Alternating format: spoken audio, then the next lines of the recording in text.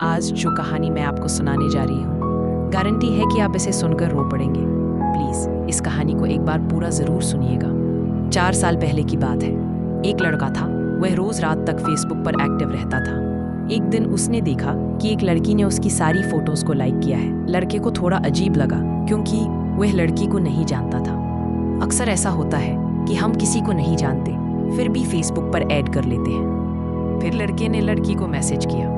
लड़की ने लिखा, आप कौन हैं? मैं आपको नहीं जानती। लड़के ने कहा, आपने मेरी सारी फोटोज को लाइक किया, इसलिए जानना चाहता हूं कि आप कौन हैं। लड़की ने जवाब दिया, मैं आपको नहीं जानती, पर आप मेरे फ्रेंड लिस्ट में कब ऐड हुए ये मुझे याद नहीं। तो मैंने आपका प्रोफाइल चेक किया कि आप कौन हो और कहाँ से हो, लेकिन आपकी फोटोज मुझे अच्छी लगी इसलिए लाइक कर दी।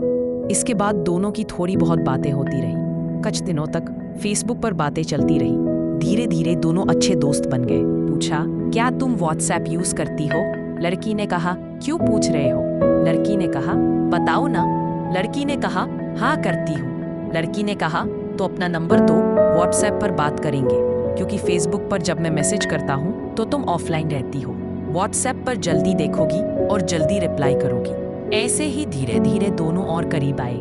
एक दिन लड़के ने लड़की को प्रपोज किया। लड़की ने कहा, झूठ, क्योंकि तुम तो कहते थे कि तुम कभी किसी से प्यार नहीं करोगे, फिर मुझे प्यार कैसे हो गया? लड़के ने कहा, मैं कभी किसी से प्यार नहीं करूंगा क्योंकि लोग अक्सर छोड़कर चले जाते हैं, फिर बहुत तकलीफ होती है। सच बताऊं, मुझे नहीं पता ये कैसे हुआ, लेकिन तुम मुझे अच्छी लगती हो। मुझे नहीं पता तुम्हारे दिल में क्या है। अगर तुम्हें पसंद नहीं है तो मैं दोबारा कभी नहीं बोलूंगा। लड़की ने कहा, ठीक है, कोई बात नहीं, तुम बोल सकते हो। लड़के ने कहा, मतलब मैं भी तुम्हें पसंद करता हूँ? लड़की ने कहा, हो सकता है, मैं पसंद करती हूँ। लड़का बहुत खुश हो गया, मानो दुनिया की सबसे बड़ी खुशी मिल गई। कुछ महीने बीत गए, दोनों शादी के ख्वाब देखने लगे। लड़के ने पूछा, अगर तुम्हारे घर वाले नहीं मानेंगे तो? लड़की ने कहा, मैं मना लूंगी। लड़के ने कहा, अगर तुम्हारे मनाने से भी वो नहीं मानेंगे तो क्या तुम मुझे छोड़ दोगी?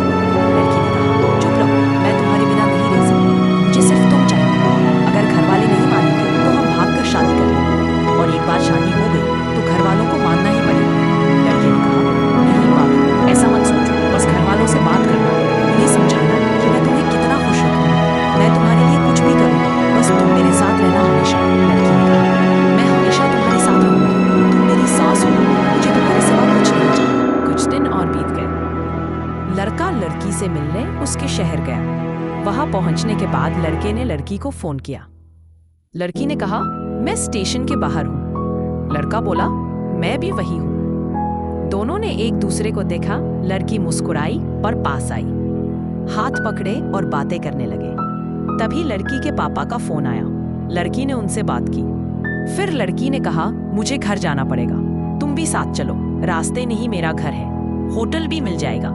लड़का बोला, ठीक है। लड़की घर चली गई, लड़का होटल की तरफ गया। अगले दिन दोनों पार्क में मिले। लड़की ने लड़के को अपना शहर घुमाया। धीरे धीरे शाम हो गई। लड़की ने कहा, मैं घर जा रही हूँ। लड़का बोला, कल मैं भी जाऊंगा। लड़की ने कहा, ठीक है, स्टेशन पर इंतजार करना। लड़का स्टेशन गया। लड़की थोड़ी देर बाद आई। दोनों बैठकर बातें करने लगे। लड़के ने कहा, अपने घर वालों से बात कर लो, फिर शादी कर लेंगे। लड़की ने कहा, ठीक है, पर 1-2 साल रुको। लड़का बोला, ठीक है। धीरे धीरे लड़की का व्यवहार बदलने लगा। फोन पर कम बात करती और मिलने नहीं आती।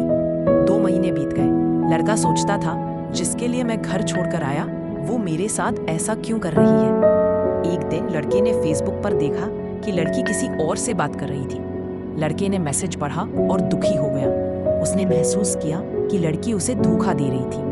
लड़के ने तय किया कि वो लड़की के शहर जाएगा। वो वहां पहुंचा और लड़की से मिलने की कोशिश की। लड़की ने फोन काट दिया और कहा, अगर तुम्हें मुझसे मिलना है तो यहाँ आओ, वरना मुझे भूल जाओ। लड़का आया, लेकिन लड़की का व्यवहार बदल गया। फोन पर कम बात करती और मिलने नहीं आती। 2 महीने बीत गए। लड़के ने कई बार कोशिश की, लेकिन लड़की ने जवाब नहीं दिया। फेसबुक पर देखा कि लड़की किसी और से बात कर रही थी। लड़के ने स्क्रीनशॉट लिए और लड़की को भेज दिए। लड़की ने पासवर्ड बदलकर उसे ब्लॉक कर दिया। लड़का लड़की के ऑफिस गया। लड़की बाहर आई और गुस्से में बोली, ये तमाशा क्यों किया? लड़के ने पूछा, ये फोन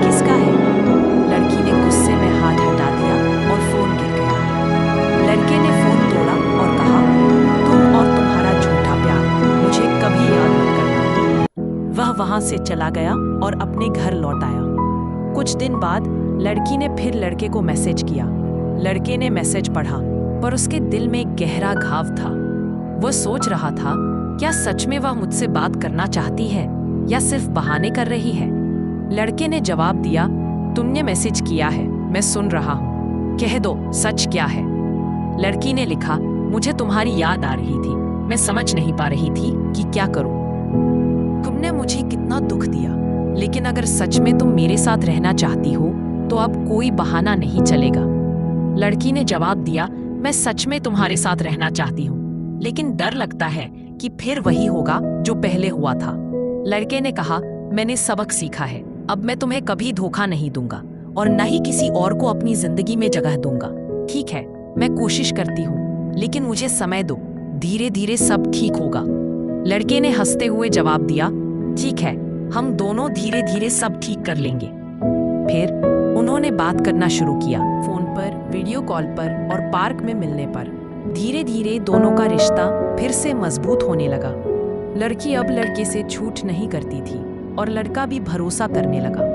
वे दोनों अपने प्यार को फिर से जीने लगे, लेकिन लड़के के दिल में अब भी डर था कि कहीं वही गलतियां दोबारा ना हो। लड़के ने कहा, मैं तुम्हें अपने घर ले जाना चाहता हूँ ताकि हम अपने प्यार को सबके सामने दिखा सकें। लड़की ने मुस्कुराते हुए कहा, हाँ, मैं तैयार हूँ।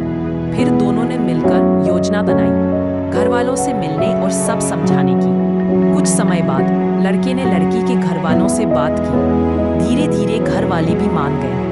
लड़की और लड़के की खुशियाँ लौट आईं। दोनों ने तय किया कि अब वो अपना भविष्य साथ में बिताएंगे और इस तरह उनका प्यार फिर से मजबूत हुआ। अतीत के गहरे घाव धीरे धीरे भरने लगे। आज लड़का और लड़की दोनों खुश हैं।